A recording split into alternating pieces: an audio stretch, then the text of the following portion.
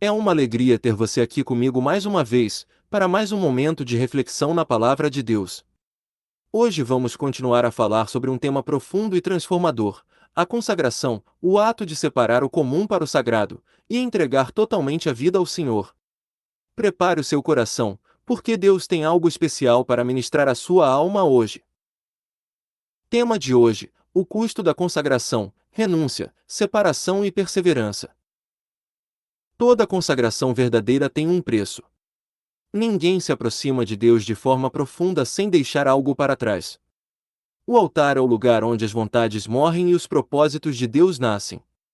O problema é que muitos desejam a presença, mas não o preço, querem o poder de Deus, mas não o processo de Deus. Entretanto, em toda a história bíblica, o princípio é o mesmo: a consagração sempre exige renúncia, separação e perseverança. E é justamente esse caminho de sacrifício que transforma o homem comum em instrumento santo. Renúncia: não oferecerei ao Senhor sacrifício que não me custe. A renúncia é o primeiro preço da consagração. Ela começa quando o crente decide que nada, absolutamente nada, terá mais valor do que a vontade de Deus. Renunciar não é simplesmente abrir mão de pecados, mas entregar até o que é lícito, se isso interferir na comunhão com o Senhor. É deixar o que é bom, se isso impede de alcançar o que é eterno. Desde Gênesis, o princípio da renúncia está presente. Quando Deus pediu a Abraão que deixasse sua terra e sua parentela, Gênesis capítulo 12 verso 1, ele estava exigindo mais do que uma viagem. Estava pedindo uma separação emocional e espiritual. Abraão precisou abandonar a segurança do conhecido para caminhar na direção do invisível. E mais tarde, quando Deus o provou pedindo o sacrifício de Isaque, Gênesis capítulo 22, a renúncia atingiu o ponto mais alto. Isaque era a promessa, o sonho realizado, o herdeiro do futuro, mas Abraão entendeu que o consagrado não pertence às promessas de Deus, e sim ao Deus das promessas. Ele subiu o monte pronto para devolver ao Criador aquilo que mais amava. E foi justamente ali, no altar da renúncia, que Deus revelou seu caráter e disse: agora sei que temes a Deus, pois não me negaste teu filho, o teu único. Gênesis capítulo 22 verso 12. Renunciar é a prova da obediência. Davi compreendeu isso quando se recusou a oferecer um sacrifício que não lhe custasse nada, segundo o livro de Samuel capítulo 24 verso 24. Ele sabia que Deus não se agrada de ofertas baratas, não em valor material, mas em entrega. Deus não quer aquilo que sobra, Ele quer aquilo que pesa. Toda consagração genuína dói, porque ela exige abrir mão de si mesmo. Jesus também deixa isso claro: se alguém quer vir após mim, negue-se a si mesmo, tome cada dia a sua cruz e siga-me. Lucas capítulo 9 verso 23. O verbo negar-se é radical, significa literalmente dizer não a si mesmo. A cruz, símbolo máximo de vergonha e morte, se torna um instrumento da consagração. O cristão consagrado não vive mais em função do próprio conforto, mas do propósito divino. Ele entende que o caminho do altar passa necessariamente pelo deserto da renúncia. E essa renúncia não é apenas de coisas externas. É renúncia do orgulho, do ego, da necessidade de aplauso, da dependência de reconhecimento. É morrer para a própria vontade para viver a de Deus. Por isso, a consagração não combina com vaidade espiritual. O altar não é palco, e o serviço não é carreira. O consagrado não busca destaque, busca fidelidade. Separação: sai do meio deles e apartai-vos. Se a renúncia lida com o que deixamos, a separação lida com de quem nos afastamos. Desde o início, Deus estabelece um princípio inegociável: seu povo deve ser distinto. Em Levítico capítulo 20 verso 26, ele declara: sereis santos para mim, porque eu, o Senhor, sou santo, e vos separei dos povos, para serdes meus. Essa separação não é isolamento físico, mas distinção moral e espiritual. Israel foi chamado a ser um povo diferente, não apenas na adoração, mas no comportamento, nas vestes, nas leis e até na alimentação. Tudo em sua vida deveria refletir o fato de que pertenciam a Deus.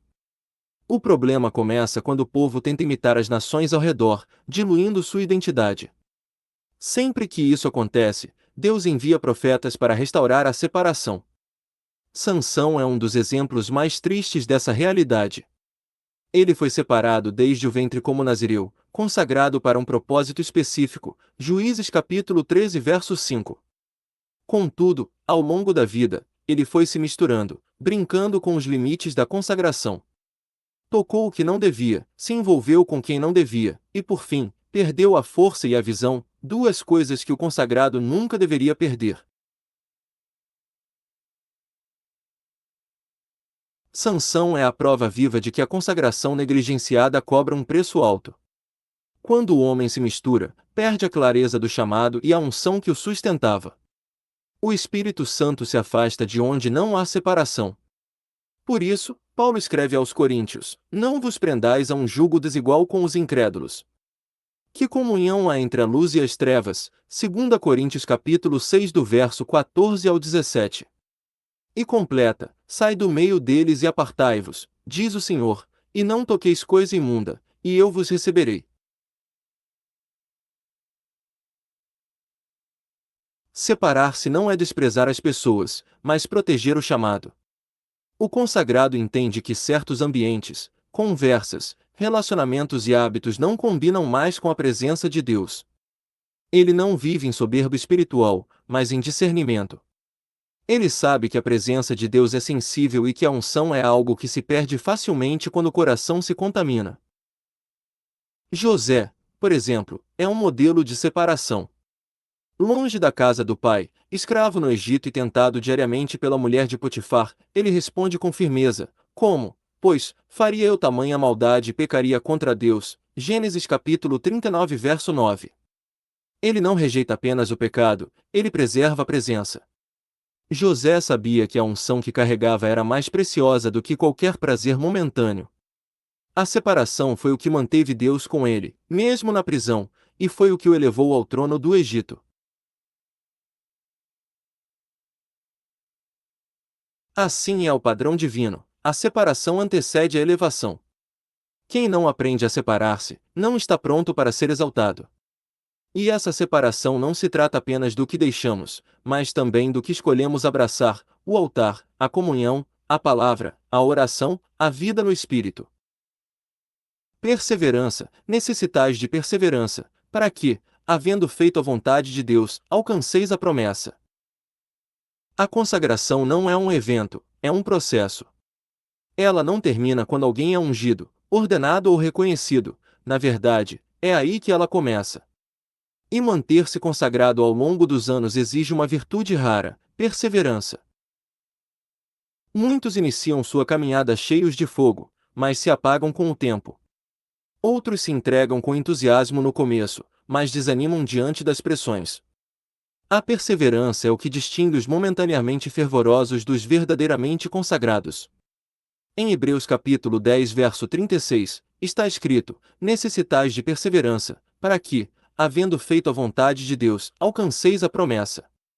O autor está dizendo que o cumprimento das promessas de Deus está ligado à permanência no altar. Olhemos para Daniel, um jovem levado cativo à Babilônia, cercado por tentações, honrarias e ameaças. Ele poderia ter se adaptado à cultura local, mas propôs no seu coração não se contaminar com as iguarias do rei. Daniel capítulo 1 verso 8. Essa decisão não foi isolada, ele manteve esse padrão por toda a vida, orando 3 vezes ao dia, mesmo sob decreto de morte. Essa é a marca da perseverança. Consagrar-se uma vez é fácil, manter-se consagrado é a verdadeira prova. A perseverança é também o que Jesus elogia nas igrejas do Apocalipse. À igreja de Filadélfia, ele diz: guardaste a minha palavra e não negaste o meu nome. Apocalipse capítulo 3 verso 8. Não foi o tamanho da igreja ou a fama de seus líderes que chamou a atenção de Cristo, mas a constância. O consagrado de verdade não é o que impressiona por um momento, mas o que permanece fiel até o fim. Perseverar é resistir ao tempo, à fadiga e às distrações. É manter o altar aceso mesmo quando o vento sopra contra. O fogo do altar, em Levítico capítulo 6 nos versos 12 e 13, deveria arder continuamente. O sacerdote tinha de alimentá-lo dia e noite, sem deixá-lo apagar. Assim também deve ser a chama da consagração, constantemente alimentada por oração, palavra e comunhão. Quando o crente negligencia esse cuidado, o fogo se apaga, e o altar se torna apenas decoração espiritual. Para concluirmos este tema de hoje, temos então o preço e a glória. A consagração é cara, mas o custo da ausência dela é muito maior. Renunciar, separar-se e perseverar são caminhos difíceis, mas recompensadores. Cada renúncia abre espaço para uma nova revelação de Deus, cada separação aproxima da glória, cada perseverança transforma caráter em maturidade espiritual. Jesus disse: "Quem perder a sua vida por amor de mim, achá-la-á." Mateus capítulo 16 verso 25. Essa é a equação da consagração: perder para ganhar, morrer para viver, descer para depois subir. Não há coroa sem cruz, nem glória sem altar. O consagrado entende que o sacrifício não é perda, mas investimento eterno. Deus nunca deixa o altar vazio. A história prova que cada homem ou mulher que pagou o preço da consagração foi recompensado com a presença de Deus. Moisés renunciou à glória do Egito e viu a glória no Sinai. Daniel renunciou ao conforto do palácio e viu o céu aberto. Paulo renunciou à fama dos rabinos e foi arrebatado ao terceiro céu. E o próprio Cristo renunciou à glória celestial, separou-se para cumprir a vontade do Pai, perseverou até o fim, e foi exaltado acima de todo nome. A consagração custa caro, mas o fogo que desce sobre ela vale mais do que tudo. Que esta palavra desperte em você o desejo de viver uma vida mais santa, mais rendida e mais próxima de Deus. Lembre-se, a consagração custa caro, mas o fogo que desce sobre ela vale mais do que tudo. Se esta mensagem falou com você, compartilhe com alguém e se inscreva no canal para não perder o próximo episódio, onde vamos continuar este tema tão especial, falando sobre como manter a chama da consagração acesa no dia a dia. Que o Senhor te abençoe e te fortaleça. E até o próximo vídeo, em nome de Jesus.